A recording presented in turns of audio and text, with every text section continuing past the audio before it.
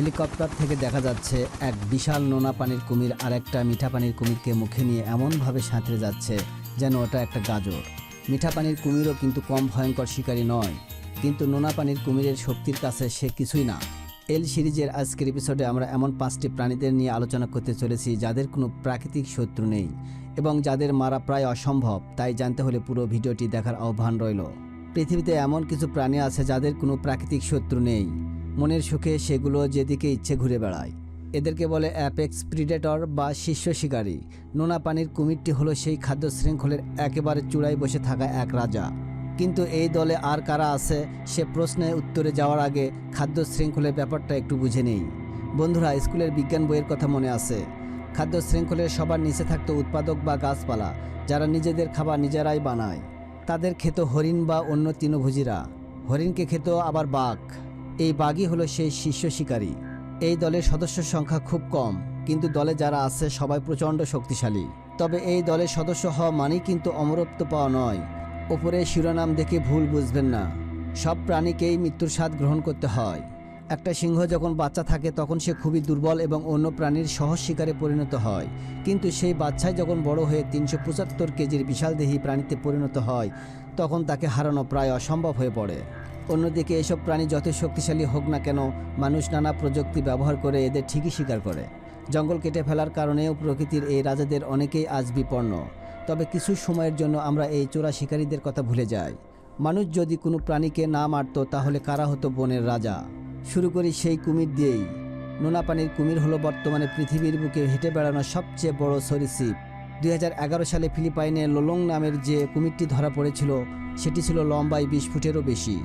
একজন সাধারণ মানুষের প্রায় 3 থেকে 4 গুণ লম্বা। এই রেকর্ডধারী কুমিরটি বলে দিচ্ছে কেন এদের হারানো এত কঠিন। ভয়ঙ্কর নোনা পানির কুমির, কিন্তু এরা কি সত্যি অজেয়? ঠিক তা নয়। এই সেই দিনের কথা, 2024 সালে পর্যটকদের এক বোটের সামনেই ডোমিনেটর নামে পরিচিত এক কুমির আরেকটা 9 ফুট লম্বা কুমিরকে আক্রমণ করে মেরে ফেলল। পর্যটকরা দেখলেন ডোমিনেটর পানির নিচ থেকে ভেসে উঠল আর তার মুখে সেই অন্য কুমিরটার পা। কি ভয়ঙ্কর, তাই না? এবার আসি জঙ্গলের রাজার কথায়। সিংহ শুধু মারামারি করেই রাজা হয়নি, সে হলো কিস্টোন স্পিসিস, মানে পুরো ইকোসিস্টেম বা পরিবেশের ভারসাম্য তার উপর নির্ভর করে। সে একদিকে যেমন শিয়াল বা হায়েনার মতো ছোট শিকারীদের সংখ্যা নিয়ন্ত্রণে রাখে, তেমনি হরিণ বা জেব্রার মতো তৃণভোজী প্রাণীও বেশি বাড়তে দেয় না। বুঝতে পারছেন, বনে হরিণ বেশি হয়ে গেলে সব ঘাস শেষ হয়ে যাবে। তাছাড়া সিংহ কখনোই শিকারকে পুরোপুরি খেয়ে শেষ করে না। সিংহের ফেলে যাওয়া খাবার খায় শকুনের মতো ছোটোখাটো শিকারীরা। এই উচ্ছিষ্ট খাবার মাটিকে উর্বর করে তোলে। বড় বিড়ালদের মধ্যে সবচেয়ে বড় হলো বাঘ।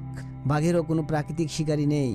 হয়তো ভাবতে পারেন সিংহ এবং বাঘের মধ্যে লড়াই হলে কে জিতবে?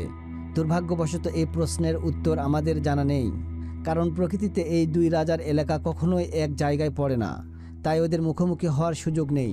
তবে বাঘেরা মোটেই ভালো নেই। 1900 সাল থেকে আজ পর্যন্ত বাঘের সংখ্যা কমেছে প্রায় 96%।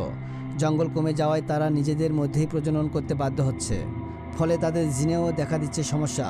বাংলাদেশের সুন্দরবনেও বাঘের সংখ্যা কমেছে উল্লেখযোগ্য হারে। স্থলের সবচেয়ে বড় শিকারী হলো মেরু ভালু।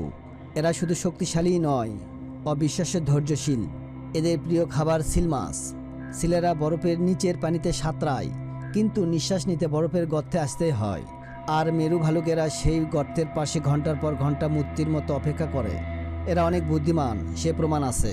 মেরু ভালুকেরা ওয়ালরাস শিকার করার জন্য পাথর বা বরফের চাইকে হাতুড়ির মতো ব্যবহার করে তাদের মাথায় আঘাত করে। তবে এদের কপালও পুড়ছে। জলবায়ু পরিবর্তনে বরফ গলে যাওয়ায় 2100 সাল নাগাদ এরাও হয়তো বিলুপ্ত হয়ে যাবে। ভয়ঙ্কর হাঙ্গরের কথা উঠলেই আমাদের চোখের সামনে সাধারণত গ্রেট হোয়াইট শার্কের ছবি ভেসে ওঠে, কিন্তু এই তালিকায় ওটা নেই, কারণ তালিকায় আছে অর্কা বা কিলার হোয়েল। অর্কারা হলো সমুদ্রের আসল ত্রাস। এরা সাদা হাঙ্গর শিকার করে এবং তার কলিজাটা বের করে খেয়ে ফেলে। এমনকি এরা পৃথিবীর সবচেয়ে বড় হাঙ্গর হোয়েল শার্ককে আক্রমণ করে একই কাজ করেছে। অর্কাদের বলা হয় সমুদ্রের ভেলোসিরাপ্টর। এরা দল বেঁধে শিকার করে, বরফের চায়ে বসে থাকা সিলকে ঢেউ দিয়ে পানিতে ফেলে দেয়। এরা এতই অদ্ভুত যে মাঝে মধ্যে মরা স্যামন মাছকে টুপির মতো মাথায় পরেও ঘুরে বেড়ায়। সম্প্রতি এরা মানুষের বড় বড় বোটকেও আক্রমণ করার শুরু করেছে। বোঝাই যাচ্ছে এই শীর্ষ শিকারীর সঙ্গে পানিতে কেউ লাগতে চাইবে না। বন্ধুরা, এই হলো পৃথিবীর শীর্ষ শিকারীদের একটি ছোট্ট তালিকা। তালিকাটি সত্যই ভয়ঙ্কর। তো বন্ধুরা, এরকম ভিডিও সবার আগে পেতে চ্যানেলকে সাবস্ক্রাইব করে পাশে থাকবেন। ধন্যবাদ।